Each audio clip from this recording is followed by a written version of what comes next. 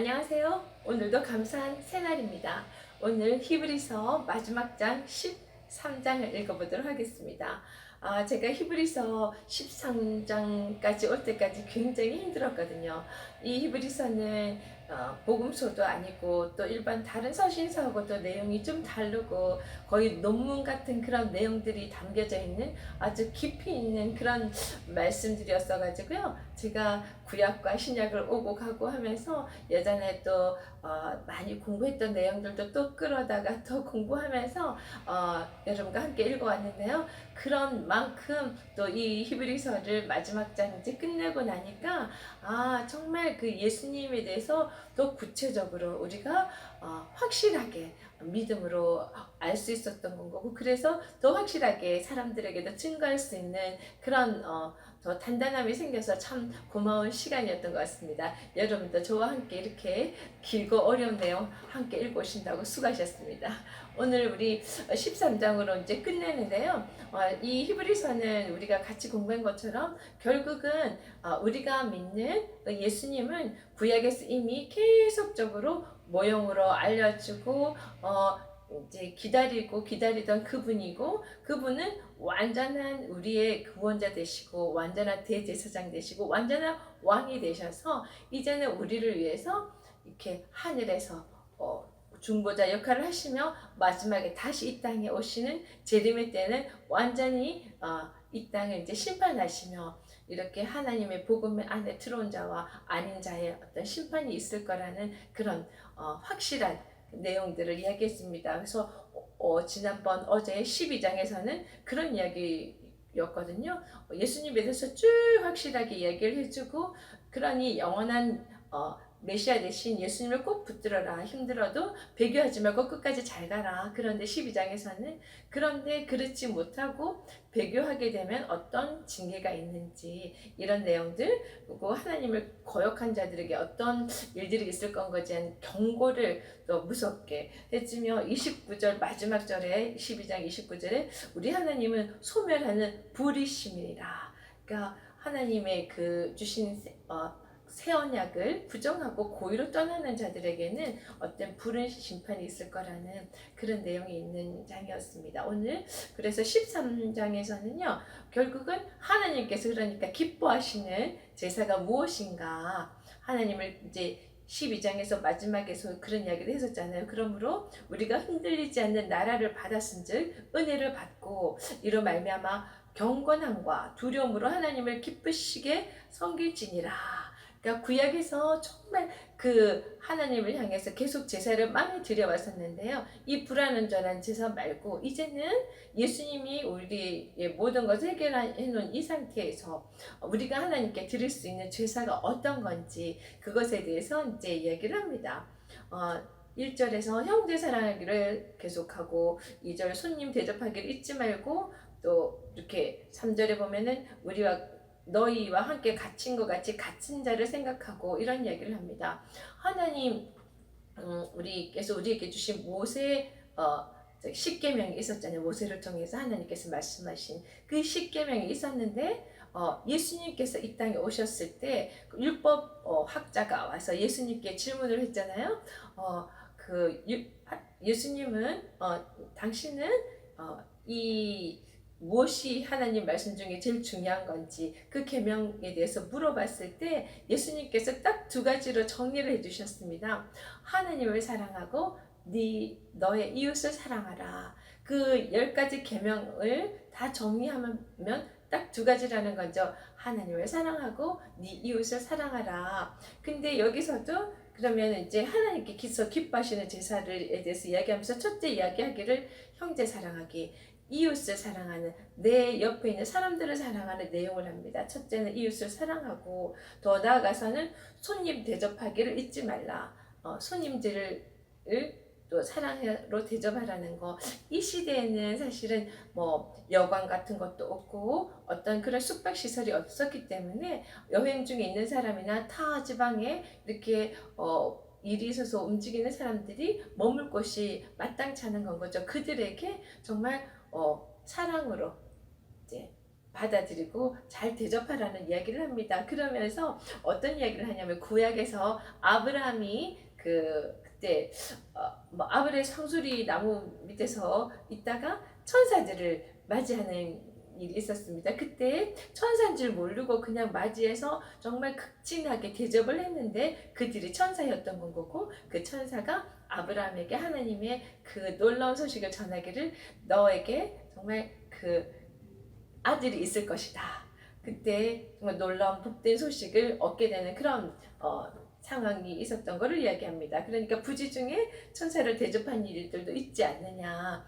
그러니까 이것은 누가 천사일까 이런 생각을 하고 계산하고 대접하는 것이 아니라 아무 정말 어떤 계산 없이 항상 그 사람을 사랑하는 마음으로 이웃을 사랑하는 마음으로 그렇게 항상 섬기는 것이 굉장히 하나님 기뻐하시는 일이라는 이야기를 하고요. 또 세 번째는 또 더 나아가서 우리 그때 막 감옥에 갇혀 있고 또 학대받는 그런 많은 힘든 자들이 있었잖아요. 그들을 가까이 했을 때는 그들과 똑같은 대우를 받을 수밖에 없는 그런 상황이 있지만 그들에게까지도 너희들의 사랑을 같이 나눠라. 같이 그들에게 힘든 것들을 이제 도와주고 위로해주고 그런 것들을 하라는 이야기를 합니다. 그러면서 또 4절에 가면요, 모든 사람은 결혼을 귀히 여기고 하는 이야기가 나옵니다. 이 결혼이라는 것도 사실 하나님께서 아담을 만들고 그 혼자 독차는 것이 좋아 보이지 않아서 하와를 만들어서 참 보기에 좋았다는 말씀하셨잖아요. 그러면서 가정의 모습을 가지고 이로 이제 자손들이 나게 되었는데, 이런 것들이 사실은 결혼이라는 제도 자체도 하나님께서 우리에게 가장 좋은 거라고 생각하시고 주신 거기 때문에 그것을 또 귀하게 여겨야 되는 건 거고, 이것은 귀하게 여긴다는 것이 중요한 건 거죠. 혹시 이 영상을 보시는 분 중에서 정말 열심히 충실하게 결혼 생활을 했지만 어떤 상황에서 어쩔 수 없이 또 결혼을 계속 유지를 못하고 이혼에 하시게 된 분도 있을 건 거예요. 근데 여기서 중요한 거는 그 결혼을 귀하게 여기는 그 마음이 중요한 건 거죠.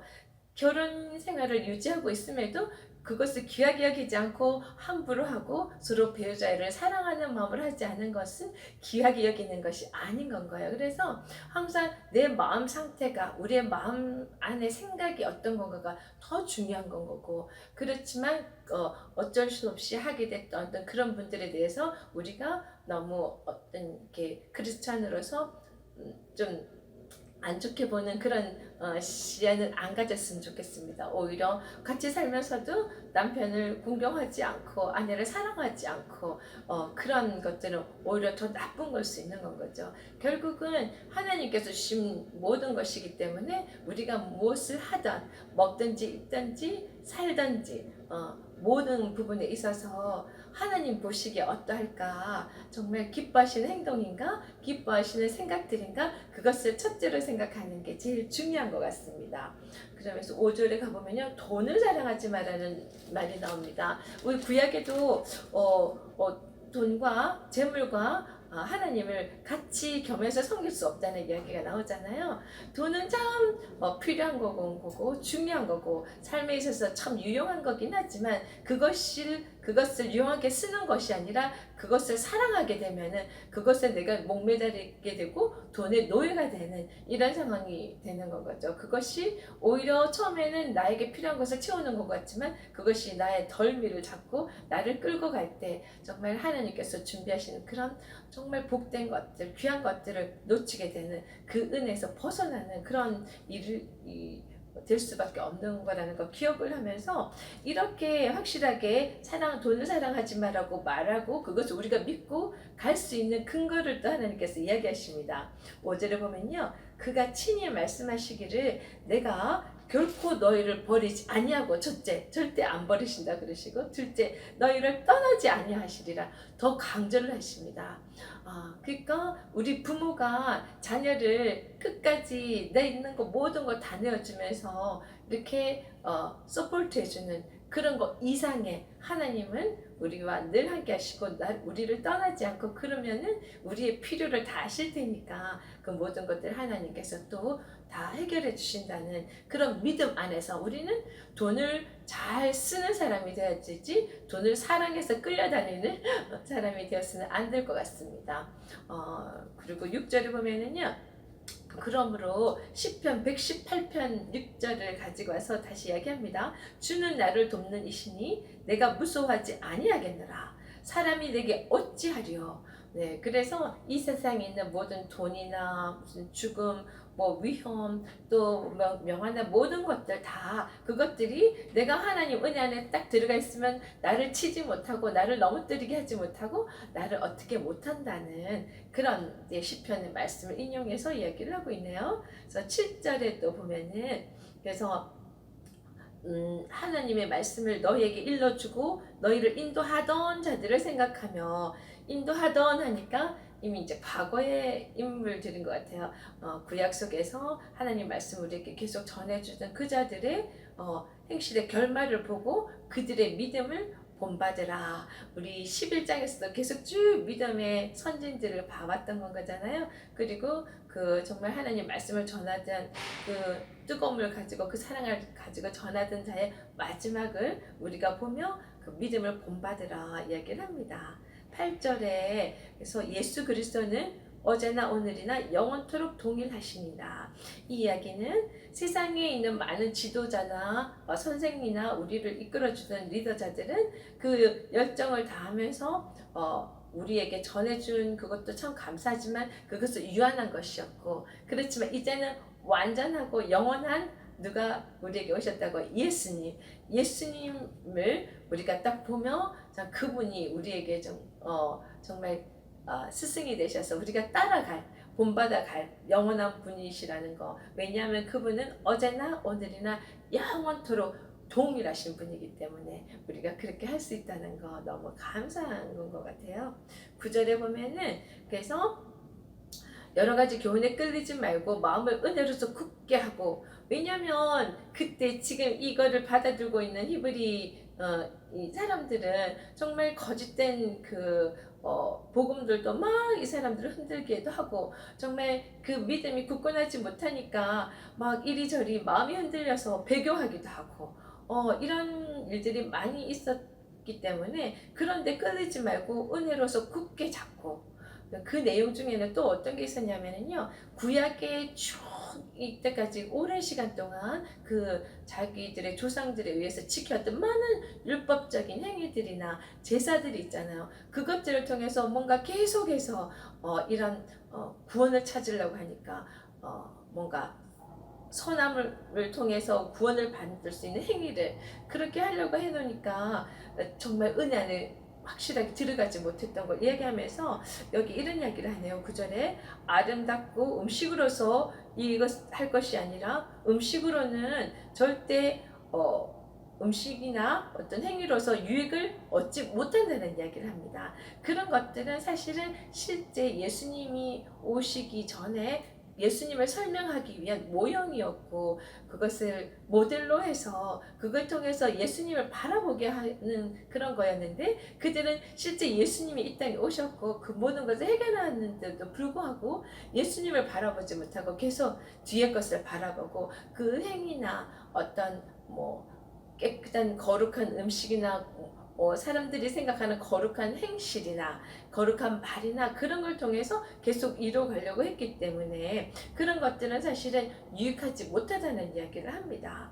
10절에 그래서 이렇게 이야기하는, 우리에게는 제단이 있는데 이 제단은 결국 예수님이 이 땅에 오셔서 우리에게 희생제사로 드려진 그 예수님의 희생제사를 말하는 거죠. 그 제단이 있는데 장막에서 섬기는 자들은 그 제단에서 먹을 권한이 없나니. 그래서 11절에 보면은요, 그 육체는 영문 밖에서 불사름이니라. 그러므로 12절 넘어가면서 예수도 자기 피로서 백성을 거룩하게 하려고 성문 밖에서 고난을 받으셨느니라 이야기가 나오는데요. 이 유대인들은 계속 영문 안쪽은 굉장히 거룩한 곳, 영문 바깥쪽은 거룩하지 못한 곳. 그래서 계속 그 영문 안에서 머물러 있는, 구약의 제사 안에 머물러 있는 그 생각들을 버리라는 이야기를 합니다. 그래서 그것을 깨기 위해서 예수님께서 영문 밖에서 고난을 받으시고 거기서 십자가를 지시고 그 피를 그곳에서 다 쏟으시고 그곳을 다 거룩하게 하신 완전한 구세주 되신다는 것을 기억을 하라고 다시 한번 이야기를 합니다. 그런즉 13절에 보면 우리도 그런즉 그의 치욕을 짊어지고 이 영문 밖으로 그에게 나아가자. 그러니까 지금 구약의 어떤 율법적인 게 계속 매여 있지 말고 그것 때문에 예수님을 한번 복음을 듣고 알게 되었음에도 불구하고 다시 배교를 하고 그런 일을 하지 말고 예수님과 함께 우리도 영문 밖에서 십자가 지신 예수님처럼 그 십자가를 같이 치자. 이게 힘들더라도 이것이 생명으로 가는 그 길이다. 맞는 우리에게 유익한 길이라는 이야기를 합니다.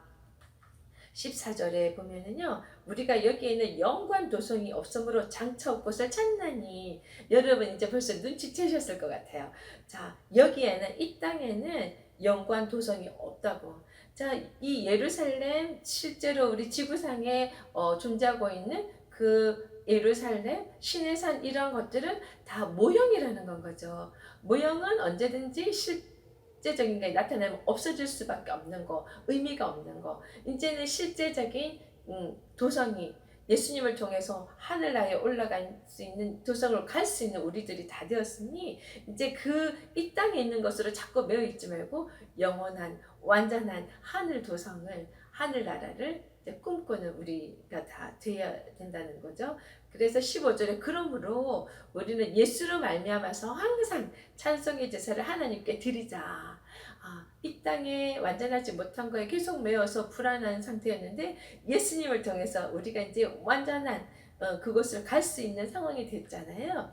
그 복음 안에만 들어오면 믿음만 가지면 그 믿음을 가지면은 그렇기 때문에 우리는 예수님으로 말미암아 이제는 하나님께 속죄의 제물이 아니라 찬송의 제사를 드릴 수 있는 그런 자들이 된 건 거죠. 그래서 이제는 우리가 교회 가서 예배 드릴 때 매일 속죄 제사를 지내는 그런 마음으로 가는 것이 아니라 우리를 대속해 주신 하나님 계획과 이것을 다 이루신 예수님을 찬송하는 찬양하는 그런 제사를 드리러 교회를 가게 되는 거죠. 주일마다. 그래서 항상 페스티벌 같은 기분으로 정말 가장 아름답고 예쁜 모습으로 가장 정결한 마음을 가지고 하나님께 가서 찬양을 드리고 하나님으로부터 말씀을 들으며 그 은혜의 시간을 나누는 그런 이제 시대가 되었다는 겁니다. 지금. 그래서 이렇게 이제 찬송의 제사를 드리는 그걸 찬송을 통해서 예수님의 이름을 증언하는 그런 입술의 열매니라 우리야 찬양을 얼마나 정말 기쁘게 올려드리는 것이 하나님께서 기뻐 받으시는 제사인지 한 번 더 이렇게 생각하게 되는 시간입니다. 그래서 16절에 보면요. 오직 선을 행함과 서로 나누어 주기를 잊지 말라. 하나님께서 기뻐하시는 제사는 그 구약의 마지막 때 그런 이야기 하잖아요. 계속 막 이렇게 거룩하지 않은 것들, 속된 것들을 가져가서 형식만 갖춰진 제사를 계속 드리는 자들에게 나는 더 이상 이런 제사 받기 싫다. 제사보다 순종을 원한다. 그때 계속 지냈던 제사는 형식은 갖춰졌지만 하나님께서 받을 수 없었던 제사라는 건 거죠. 그렇지만 이제 예수님을 통해서 그 죄가 다 해결되고 난 뒤에 그 믿음 안에 들어온 자들이 올려드리는 제사, 그 중에 하나님께서 기뻐하시는 제사는 어떤 거냐니까 자 마음으로 믿어 의에 이르고 자 그 다음에 행동이 다가야 된다는 거죠. 마음으로만 믿는 것이 아니라 오직 선을 행하고 또 서로 나누어 주기를 서로 섬기고 아껴주고 챙겨주고 하는 이런 것들을 할 때 하나님께서 기뻐하신다는 거죠. 그래서 참 이게 우리가 진짜 하나님께서 말씀하신 것처럼 이렇게만 삶을 살아간다면 세상 사람들이 보면서 기독교나 크리스찬들을 정말 터부시하고 싫어하는 그런 일이 없을 것 같아요. 그래서 참 안타까운 것은 우리의 잘못함으로 인해서 하나님까지 정말 땅에 떨어뜨리는 하나님의 그 명예를 떨어뜨리는 그런 상황이 된 지금 이 시대가 정말 안타깝고요. 우리 각자 다 크리스찬들이 그런 것을 놓고 회개한 다음은 그렇게 살았던 삶에서 돌아서서 정말 하나님께서 말씀하시는 것처럼 항상 선한 행동을 하고 또 이웃을 사랑하고 챙겨주고 아껴주는 그런 삶을 살아야 될 것 같습니다. 그래서 17절에 보면은요, 너희를 인도하는 자들에게 순종하고 복종하라 이렇게 나와 있습니다. 이거 굉장히 중요하긴 해요. 자, 영적인 지도자로 세워져 있고, 그 교회나 이런 모임들을 이끌어가는 리더자들을 굉장히 리스펙트 해야 되는데, 그들에게 순종하라고 이야기를 하는데, 사실은, 이 히브리서를 받아들은 그 시대에 그 시대에서는 사실은 이런 복음을 전하는 자들, 전도자들이 제대로 대접을 받지 못했던 시대입니다.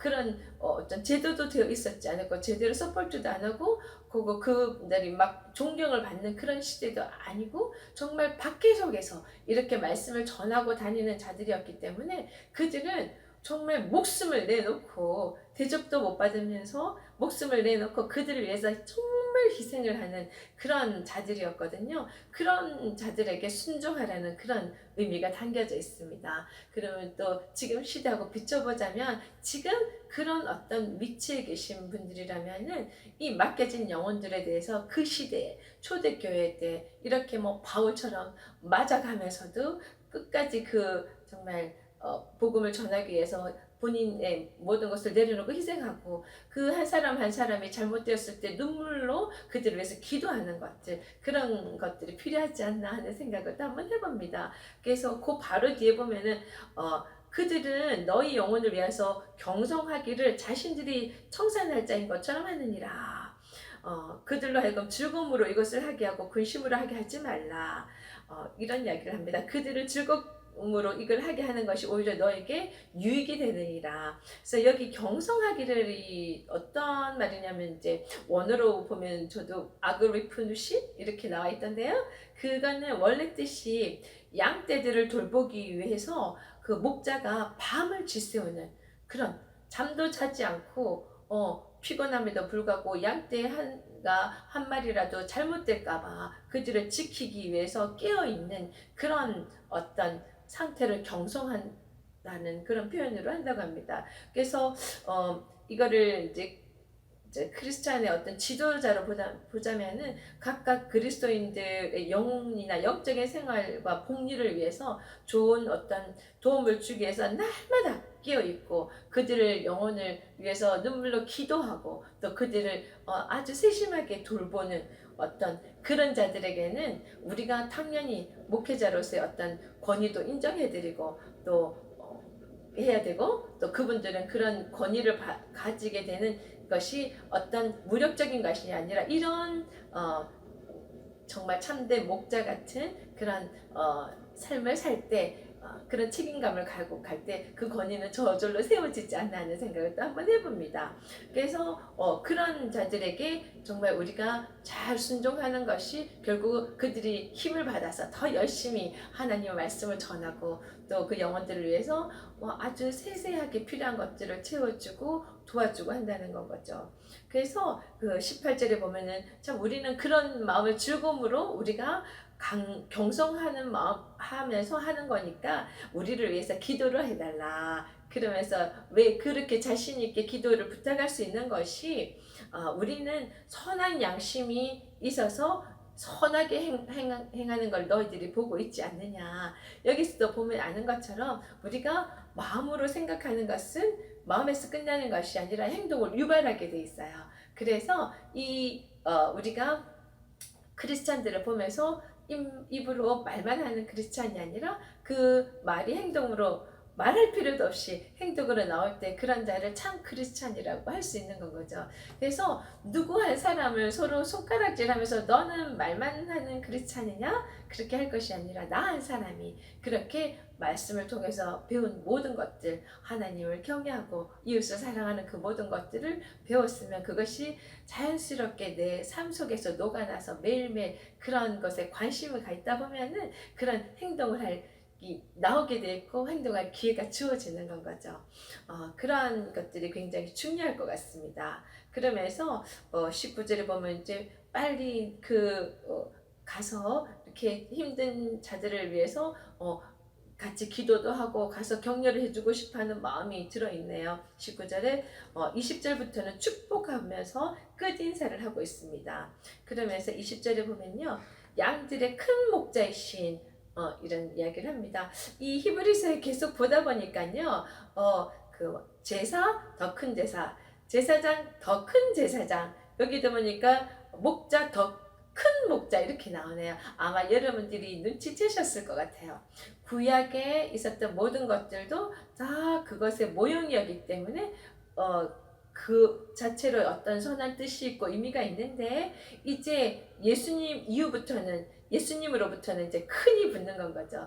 예수님께서 더 큰 제사장이 되셨고 더 큰 목자가 되신 여기 우리 주 예수를 영원한 언약의 피로 죽은 자 가운데서 끌어내신 평강의 하나님이, 결국은 죽은 자 가운데서 끌어내시는 것은 예수님이 십자가를 해결하시고 죄를 해결하시고 부활하신 사건을 이야기하는 거죠.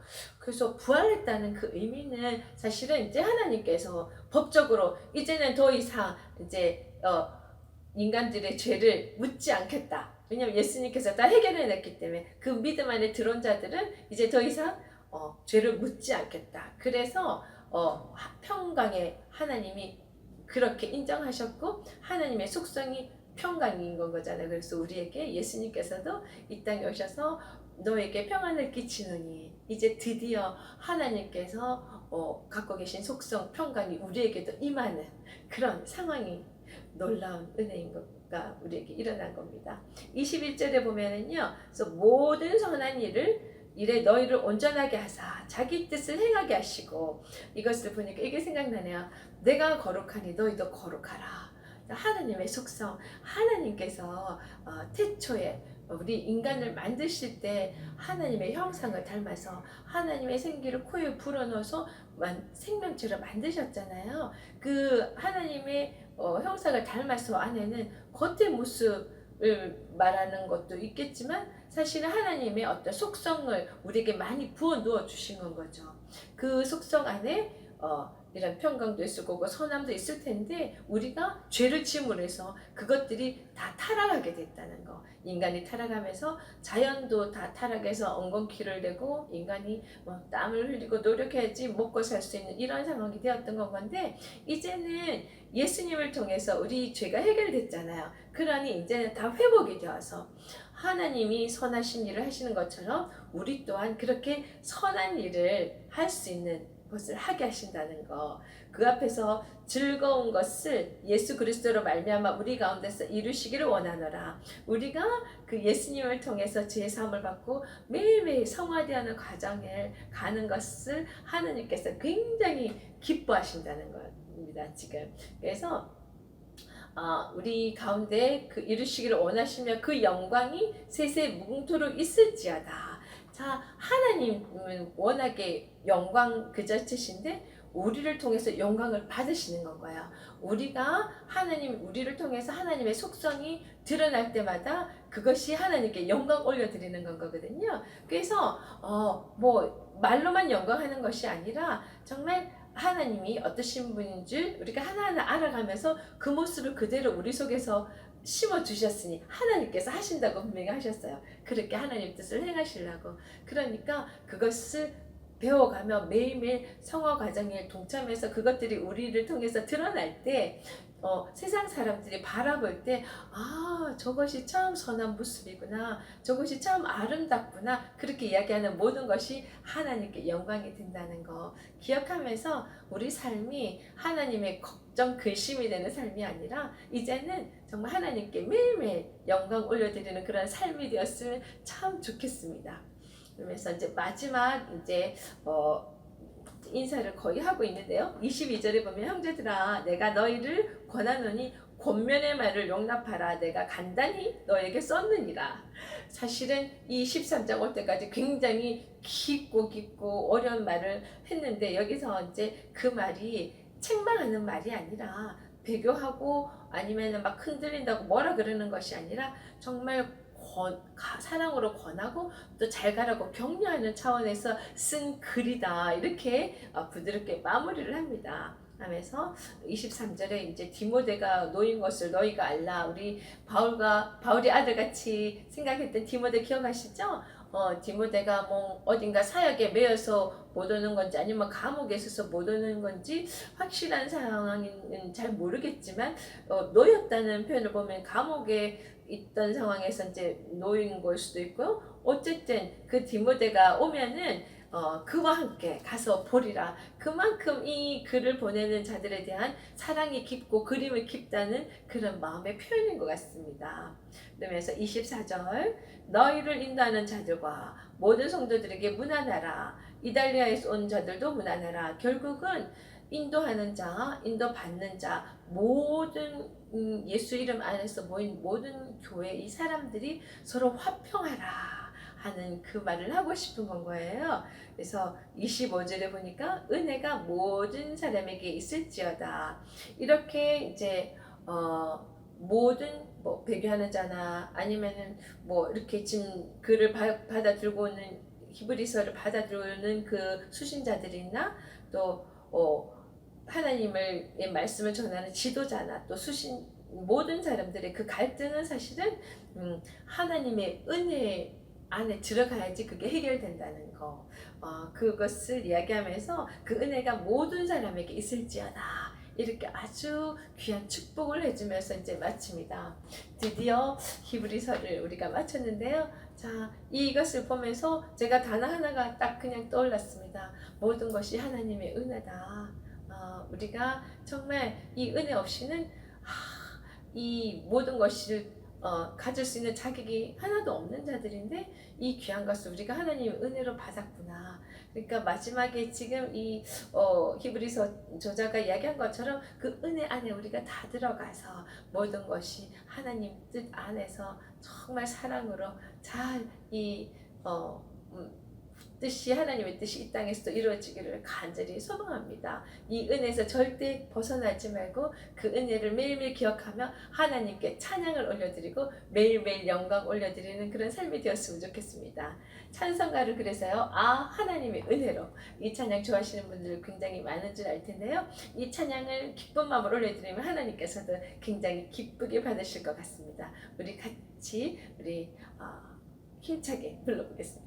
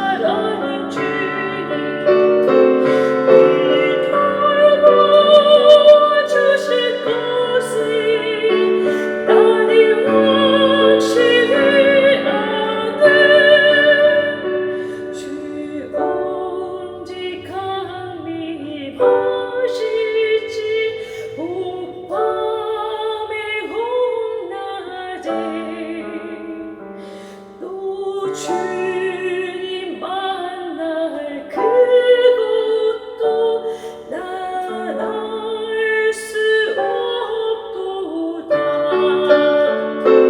내가 될 것도 의지하니 내 모든 영광 찬양해 주님. 늘 도와주실 것을 나는 확실히 아네. 나는 확실히 아멘.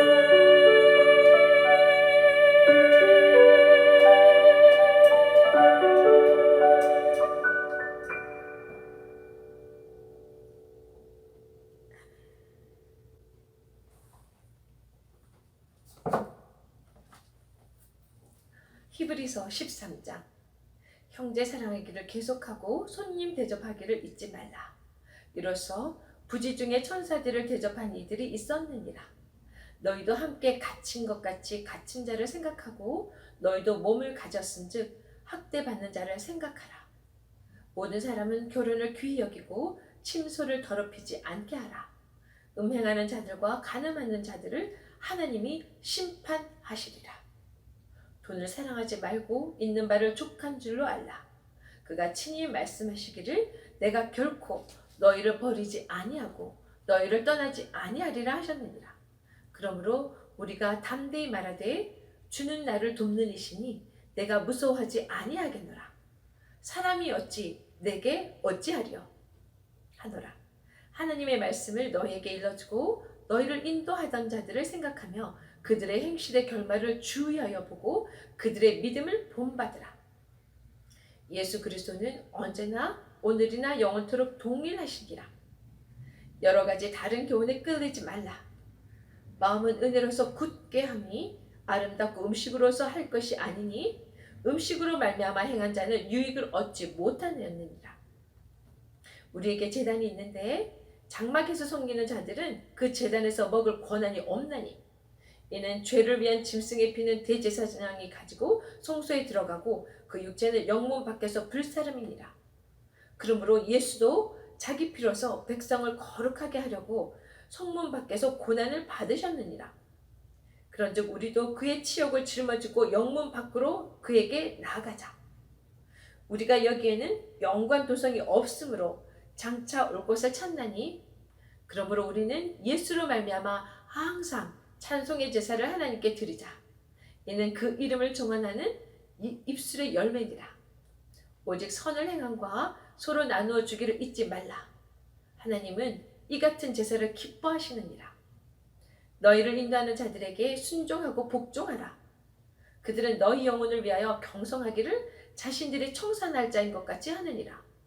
그들로 하여금 즐거움으로 이것을 하게 하고 근심으로 하게 하지 말라. 그렇지 않으면 너희에게 유익이 없느니라. 우리를 위하여 기도하라. 우리가 모든 일에 선하게 행하려 함으로 우리에게 선한 양심이 있는 줄 확신하노니 내가 더 속히 너희에게 돌아가기 위하여 너희가 기도하기를 더욱 원하노라.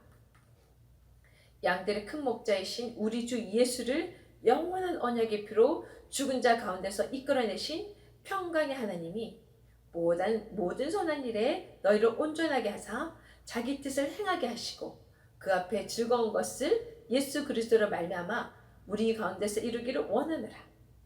영광이 그에게 세세 무궁토록 있을지어다. 아멘. 형제들아, 내가 너희를 권하노니 권면의 말을 용납하라. 내가 간단히 너에게 썼느니라. 우리 형제 디모데가 놓인 것을 너희가 알라. 그가 속히 오면 내가 그와 함께 가서 너희를 보리라. 너희를 인도하는 자들과 및 모든 성도들에게 문안하라. 이달리아에서 온 자들도 너에게 문안하느니라. 은혜가 너희 모든 사람에게 있을지어다. 아멘. 네, 하나님께서 기뻐하시는 제사가 선을 행하고 서로 나누어 주는 거잖아요. 그랬잖아요. 우리가 그렇게 이웃을 사랑할 때 삶 속에서 예수님이 드러날 것이고 그것으로 인해서 점점 더 예수님의 그 이름이 알려지고 그 구원자 되심을 바라보고 정말 잃어버린 영혼들이 돌아오는 놀라운 일들이 일어날 거라고 생각합니다. 그것이 하나님께서 제일 기뻐하시는 일이 아닐까 하는 생각을 하며, 자, 우리 오늘도 이 말씀이 우리 속에 들어와서 우리를 변화시켜서 말씀들이 삶으로 드러나는 그런 삶을, 참된 크리스찬 삶을 삽시다. 하나님을 경외하고 이웃을 사랑하며 오늘도 그 하루를 정말 기뻐하는, 하나님께서 기뻐하는 삶으로 만들어 가시기를 축복합니다. 여러분을 늘 응원합니다. 파이팅!